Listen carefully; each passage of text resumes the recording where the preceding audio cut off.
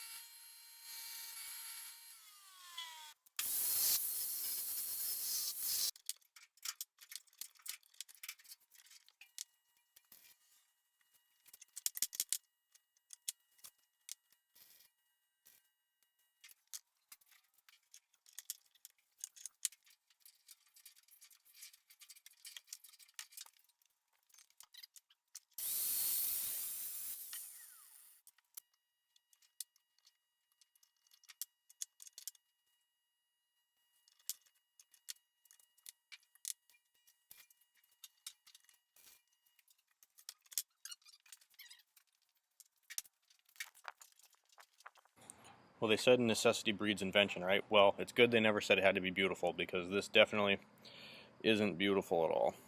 I almost went through the metal in a couple spots. So whatever, but it's strong. So basically what I did, I slotted this bolt, I cut a piece off that bell crank for this way, I dropped it in there, tack welded that in just to hold it in place, measured this distance on that preload nut, and then I drilled little holes in here and dropped these pieces of that air compressor bolt all the way through, and then I welded them in place. So it's not pretty at all. That definitely should be enough just to set that load nut in there. And then after I do that, I can check the rolling resistance with the pull scale like the manual says to do. You can go by feel by a lot of this stuff, but I'm actually going to check it and specify the exact torque because I think that's the reason I had so much play, is because someone didn't do it right last time. Anyway, I just realized that none of my parts are here, so I can't go to put it back together today. I guess you'll find out if I make another separate video or I just put two videos in one. We'll see. But basically, here's what's going on. So there's the Mazda again. She's all broketed. This side, we dropped the knuckle and the hub and everything off of there. And we took everything out because that axle seemed like it had a ton of play. You can see the CV right here, which is getting replaced anyway. If I grabbed right here on the metal part below the boot where it went into the back of the knuckle, this thing moved all around in there. And the weird thing is, it didn't seem to have any weird wear on the bearing itself. It's those old school bearings that are actually serviceable, so you can pack them full of grease and send them on their way again. But there wasn't any wear. I cleaned all that off, and the axle doesn't really seem to have any wear. So I just thought I'll take the other side apart and make sure there's nothing obvious missing, no shims or washers or whatever, because the other side doesn't seem to have as much play in it. Went to take this side apart, and these nuts right here, see if I can get it close up. You can see where those nuts are kind of worn away. Tried everything, PB blast, tried heat, tried vice grip, threw the vice grip across the yard, and it hasn't come off yet. So I've been soaking that so I can take this side off and compare it.